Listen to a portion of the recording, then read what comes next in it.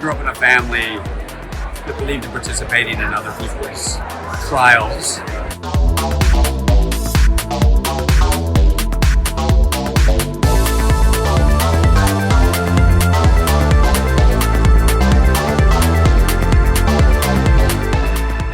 My father, when he was raising us, said, challenge people with more power than you and defend people with less power.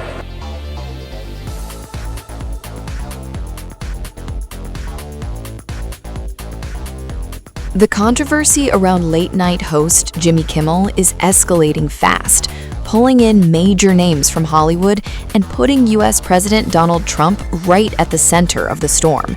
And the latest twist, Hollywood heavyweight George Clooney has now stepped in, publicly backing Kimmel as the backlash over a controversial joke about Melania Trump continues to intensify.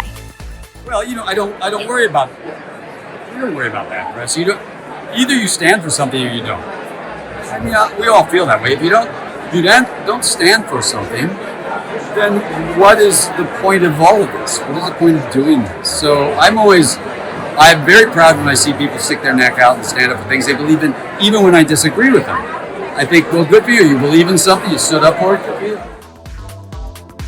This all comes in the aftermath of the shocking incident at the White House Correspondents Dinner on April 25th, where a gunman attempted to breach the event, sending security into high alert and triggering a wider political fallout.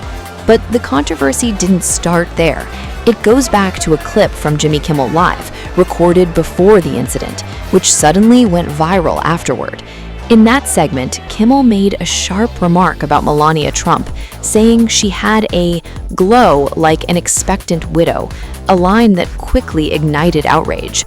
Critics slammed the joke as insensitive, especially after the April 25th shooting scare, while President Donald Trump publicly called for Kimmel to be fired, escalating the issue into a political flashpoint.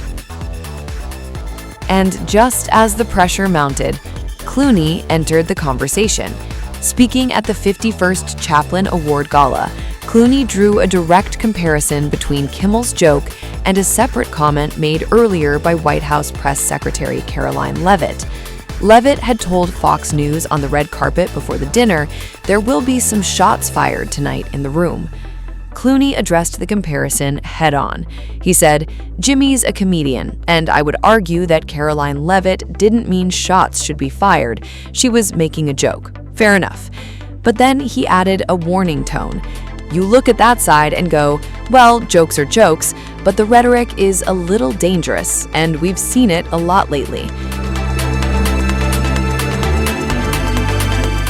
And Clooney didn't stop there. He expanded the conversation beyond just one joke, pointing to the broader climate of political language in the United States. He said, when one side is calling anyone they disagree with traitors to the country, which is a charge that's punishable by death just because they don't agree with someone, I think the rhetoric is a little too heated. And his conclusion was blunt. That kind of language, he said, can be toned down. But even as Hollywood voices like Clooney call for restraint, Kimmel himself isn't backing off. After facing direct criticism from both Donald Trump and Melania Trump, the late-night host returned to his show with a defiant tone. In a follow-up monologue, Kimmel doubled down, defending his widow joke and continuing to take aim at both the president and the first lady.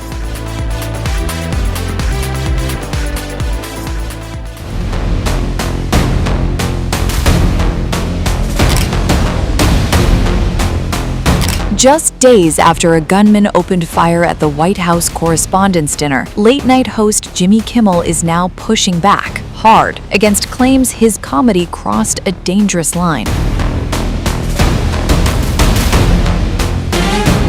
On his show, Jimmy Kimmel Live, the comedian addressed the chaos that unfolded when alleged shooter Cole Allen stormed the event, offering sympathy but drawing a firm line. "I'm sorry that you, the president, and everyone in that room went through that on Saturday," Kimmel said, acknowledging the trauma inside Washington's most high-profile media gathering. But then came the pivot. Kimmel rejected outright the idea that his joke, calling Melania Trump an expectant widow, had anything to do with the violence that followed.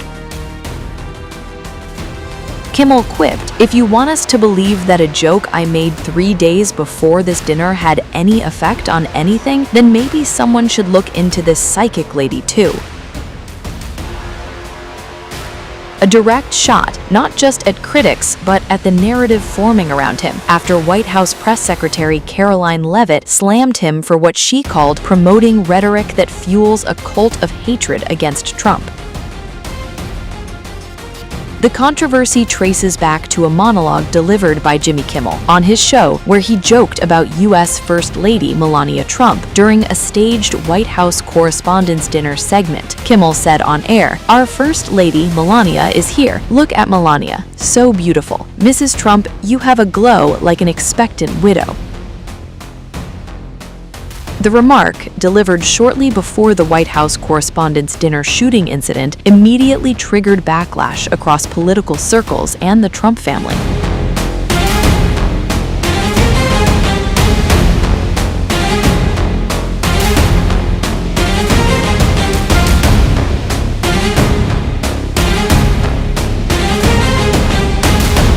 In the aftermath of the shooting, Melania Trump didn't stay silent either. She went public, demanding consequences, and called Kimmel's words hateful, corrosive, and accusing him of deepening what she described as America's political sickness. Her message was blunt: it is time for ABC to take a stand.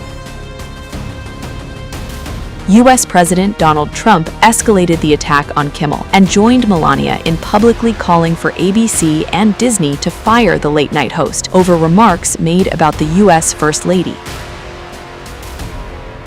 But Kimmel wasn't backing down. Instead, he turned the argument back toward the White House, suggesting that if the conversation is about violent rhetoric, it should start much closer to home, a not-so-subtle jab at Donald Trump himself. And then came a twist that's fueling even more speculation. Kimmel aired a pre-shooting clip of White House Press Secretary Karoline Levitt joking on the red carpet that there would be some shots fired tonight in the room. The comment came minutes before the real gunfire began. Now, online, that clip is being dissected, replayed, and dragged into conspiracy-fueled debates. The White House Correspondents' Dinner, meant to celebrate journalism, has now spiraled into something else entirely, a flashpoint of politics, media, and blame, with Kimmel at the center of it. And as accusations fly, one question is now driving the narrative. Was this just a joke taken too far, or is the fallout being weaponized in the chaos after the shots were fired?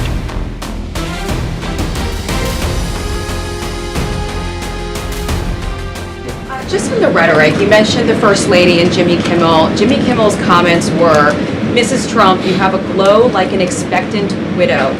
And he said this days before the shooting, but there does seem to be a normalization of rhetoric about assassinating this particular president. How can this administration try to put an end to this?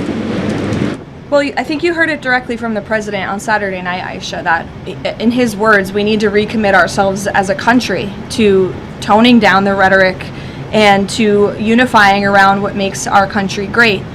That's true of everyone who works in this White House, but as I said, it's also true of everyone who has a voice and a platform across this country, whether you're on television, a podcast host,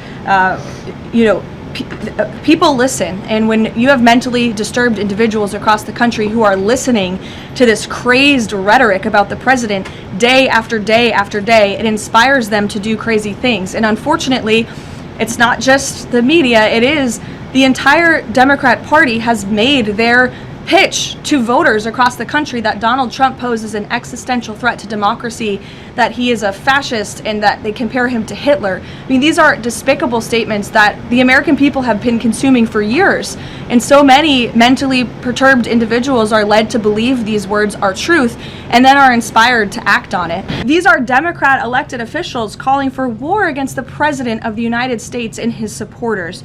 I could go on and on, but again, when you have people in positions of power that are saying things like this every single day for years, you are inspiring violence by people who are already mentally ill. And that's what we've seen against this president for far too long.